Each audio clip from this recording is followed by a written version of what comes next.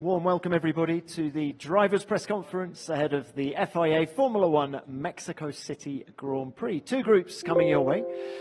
Group 1, we have local hero, Sergio Perez, Nico Hülkenberg, and Pierre Gasly. Checo, I feel we have to start with you. Just describe the build-up to this Grand Prix for you. It seems to get bigger and bigger every year.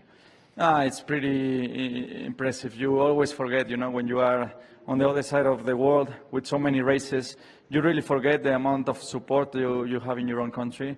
And it's amazing. It's a great opportunity. It's a great experience every single Grand Prix. It's crazy to think that this is the 9th Grand Prix that we've had. I was just joking with some of my sponsors yesterday. Every year we used to do a football game, for the lead up to the Grand Prix. And now nobody can play because everyone has issues with the knees, with the back, So everyone is aging so much. So it's just great, to look back at it. And obviously this year, again, I think it's this Mexican Grand Prix, to me, I think it's the best in the world by quite a chunk. Well, you've been on the podium here before.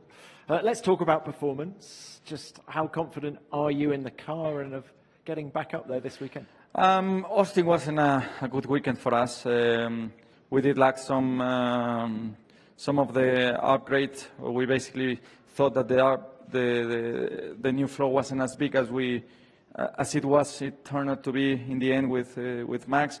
We had a bit of that, and we just didn't get a good weekend. It wasn't a good weekend where I built a lot of confidence. But Mexico is different. It's a different game.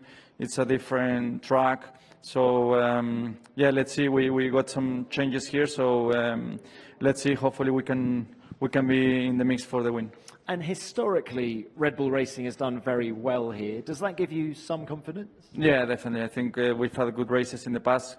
We've always been competitive. Every year I've been here with Red Bull, we've always fight for the win, for the podium. So I really hope that we can be at that level this weekend. All right. Well, look, best of luck this weekend. Get further than Turn 1 this year. Yeah, thank you. All right, Checo. Thank you. Nico, let's come to you now. What a weekend for you and for Haas in Austin. Just give us your reflections on that, first of all. Yeah, it's been very positive. Scored points twice, and with both cars in the sprint. So, yeah, I think we feel very happy coming out of there. Also, taking P6 obviously at the moment in the championship. So we want to obviously hang on to that, repeat as often as we can. And take that momentum into this week and to next week and just keep building on that. You were running upgrades last weekend. Of course, you'll have them here as well. Just how much of a step forward have you taken with the car? Yeah, we've taken, I think, all throughout the year, we've, continuously progressed and, very different to last year where upgrades didn't really come and often didn't work. This year, they do something to the car and, they do enhance the performance. We've started early in the year around China with some upgrades. Miami, Silverstone was obviously a big one. That was a big step forward. And last weekend again, it felt quite positive. But then I think there's more things to learn and hopefully to explore. So it's been very positive, especially when you consider and remember, how we finished at the end of last year and races on Sunday. So hell of a turnaround for us. And like I said, it's great fun. Everyone in the team obviously enjoying it, and we want to keep that rolling. Well, the team has now finished in the points 4 consecutive races. Just how much confidence does that stat alone give you coming into this weekend? Yeah, I think it's a good positive atmosphere. Obviously, everyone is very upbeat, and a lot of positive things happened in the past few months. And I think that's very good. But then weekend in, weekend out, you have to do a good job. You have to earn it. You have to make no mistakes because it doesn't take much to come out on the wrong side in the midfield. If you have a little mistake here or there, you could be easily P15, 16 instead of P10. So yeah, we have to convert it again, but I think the performance, the package is decent, but it's down to us now on the operations side to keep performing. And from a cooling point of view, we saw a few issues last year, particularly on Kevin's car. Are you confident there won't be a repeat of that this year? Very confident. All right. Thanks, Nico. Good luck this weekend. And Pierre, let's come to you now. Let's get a review from you about Austin. You were running upgrades on your car. Qualifying looked great. A few issues in the race. Just talk us through it. Yeah, I mean, best qualifying of the year, so I will say definitely some good positives to take away from the weekend. You know, looking back at a couple of months ago, we started in Bahrain on the last row. The keep still, you know, kept focusing on developing the package we have, and you know, eventually got to P7 last week in quali. So very pleased to see some good evolution with the car. The other side on Sunday, it wasn't a good race, not well executed. Fortunately, we lost quite a bit of time with the pit stop, struggled a lot with the hard tire, and lost the good start we had. So quite gutted not to convert this good quali into points, but at least there is definitely some hopes and you know, encouraging signs that we're going to be able to fight slightly further up the top for the remaining races.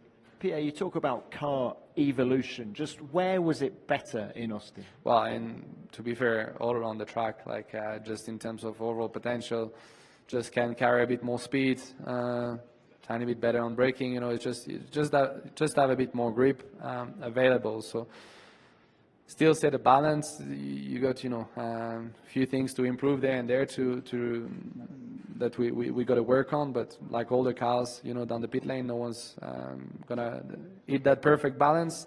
But in terms of overall potential, you know, I was pleased to see Q1, Q2, Q3, we were able to put laps good enough always for the top 10, and that was definitely encouraging. Remember the European season when you got those consecutive points finishes? Do you feel you've now got the car underneath you to get back somewhere close to that? It's not going to be easy. I think at the minute, you know, looking at the Haas, you know, the top 4 is out of reach, but after that, actually a very tight battle between the Haas, AlphaTauris. We saw the Williams performing very well at the moment, and I still believe we're probably lacking a tiny bit to be consistently there, but you know, we're going to have our chances. It's 5 more races. I'm sure there are going to be 1 or 2 tracks where we'll be able to be in that mix. And yeah, for the guys, personally, it's important for me to get a few more points before the end of the year. Well, look, just final one from me. News broke this morning regarding something that's not Formula One, but you have a football team. You now have a paddle team. Tell us more. Yeah, very exciting news. Just became a paddle team owner this morning. You know, entering the 8th team in the Hexagon Cup. So it's a new competition that started last year in Madrid. There are big names in there: Leo Messi, you know, Andy Murray, Rafa Nadal, who all got their own team, and many others. And yeah, it's going to be exciting to have my own team competing against these guys. So yeah, it's going to be start end of January next year. So for whoever is available on that weekend, they're more than welcome to come and watch the event. Are you going to play? I'm not going to play myself. You know, these guys are professional, and it's quite a fun format where you got professional players with also like amateurs and youngsters. So you get 8 players in total, and it's quite a fun tournament. But yeah, I'll try to be there to support my team. Yeah. Nico's good with a racket. You going to ask him to play? I haven't seen him yet, but why not? Try to get his focus away from F1 a bit. Yeah. Tennis, not a paddle. All right, let's open this to the floor. Broadcasters first, please. Yeah. Hi, this is Roland Rodriguez from DAZN Spain. A question to Checo. Checo, it's been 10 years since Hermano Rodriguez come back to the calendar of Formula One. I would like to know how you felt the evolution of this Grand Prix, home Grand Prix for you. Yeah, it's been incredible. I think already since first year was very big. The event, the people were really enthusiastic, and I think it won the award for the best Grand Prix for like 4 or 5 years in a row. And I think now it's just a lot better. So yeah, I think it's still the best Grand Prix in the calendar. David Croft, Sky Sports F1, to you, Checo, as well. I think you were hinting that your car was quite a bit different to Max's in Austin. Can you put a figure on how much time you were losing per lap because of the different cars? And also, because of Ferrari's 1-2, you're now in a three-way fight for the Constructors' Championship. How much extra pressure does that put on you this weekend, on what is already a massively pressurised weekend, and how do you cope with that? Well, I think the numbers and that facts will remain internal with the team, with the engineers. We know what was the delta. Yeah, having Ferrari there, I think doesn't change anything. You know, I think we want to win the constructors, finishing second or third. The end is no difference. You know, so we really want to win it. For that, we need to have both cars with the best possible performance and best possible package as well. Okay. Thank you. Next one. Diego Mejia, Fox Sports Mexico. Question to Pierre. There's been a lot of talk about the guidelines for racing following all the penalties in Austin. Are you happy with those? Are they delivering what is intended from them? And maybe if the other drivers can comment on it. New guidelines, you say? But after Austin? You mean the one previously to Austin? No, I mean, I think Austin highlighted that there is definitely something that's got to be changed. I think there is the rule as it's written, and there is more the, common sense on how you want to approach racing. I think there is this gray area at the moment which allow us drivers to benefit from the regulation in a kind of unfair way of approaching racing, and I think this is something which I guess we all agree and which will be worked on, with the FIA on how to improve things, because there have been a couple of incidents which got us kind of like on a split or mixed feelings on the decision that came out of it, and I think we all need some clarity on and a bit better written rules to improve the racing for the future. Let's bring in the other two. Nico, could we get your thoughts on this? I think it's also a bit track dependent, and obviously Austin is, particularly turn 12 is always, every year it's one of the hot spots where that happens easily and a lot. I don't know. I mean, sometimes it works for you, sometimes it doesn't. It's part of racing, and we'll see going forward what we come up with. I agree with what Nico just said. I think Austin is really the worst for it in terms of track layout. Turn 1, turn 12, even turn 11 can be quite difficult in that regard. So, can go in your favor or against you. And I think here, for example, it won't be an issue. Okay, thanks all. Next one. Yep. Hi, Alonso Cabral from TUDN Mexico. A question for Checo. Checo, last year was very disappointing for you first, of course, but for all the fans also. Do you see this year as a revenge, as a rematch for what happened last year? And what can you tell the fans about last year's incident? What do you expect now this year to be different? Well, when you look at it, I arrived into turn 1 and I was leading. I was in front. I obviously took a risk that it didn't work out. I've been on the podium for the last 2 years in a row, so I really wanted to go for the win.